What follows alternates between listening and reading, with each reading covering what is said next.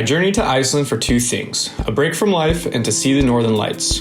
I knew this wouldn't be easy though, because I knew I needed certain conditions for the Northern Lights. The first thing I needed was clear night skies, and then for it to be 9 p.m. to 7 a.m. Also, I needed lower humidity and a KP rating around 4 on a scale of 0 to 9 in order to see the lights. The higher KP ratings are crucial to see the green glow that the Northern Lights give off.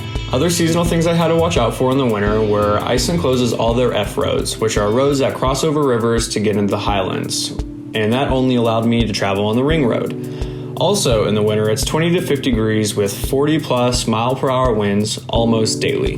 But the conditions weren't the only thing that made this trip challenging. Sleeping in a Ford Escape also brought its own challenges. For starters, there wasn't much space. Also, it was super cold at night, so I had to heat up the car at 3 a.m. every night. I also had to keep all my equipment and personal items organized all day, every day to keep the trip fluid.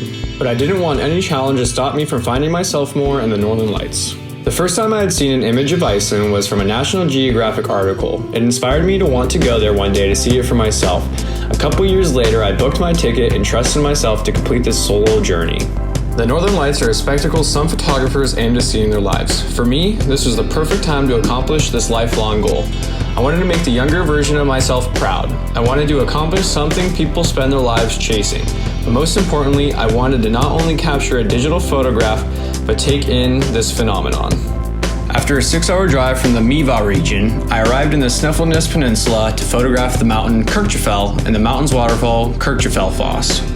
After waiting for an hour for the KP levels to rise, I eventually started to see a faint white glow. The entire day was filled with a windstorm that started at 111 miles per hour in the morning and slowed down to about 50 to 70 miles per hour when I was out shooting the Northern Lights.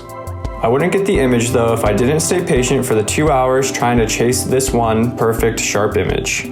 Renting the car allowed me to get on the road. Reykjavik itself was full of beautiful pieces of art and unique architecture.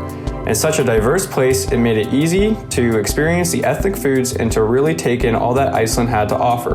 From there, I traveled east and west around the whole ring road visiting different waterfalls, glaciers, lakes, and within a week, I returned back to Reykjavik. Throughout this journey, I discovered there's clarity in being alone. From listening to the ocean waves to having to dive into the ocean to retrieve my wave-stolen camera gear before watching it all wash away, there are moments of clarity in every journey. For me, I found out that these moments define us. I set out on this journey to prove to myself that I could accomplish a lifelong feat at my age.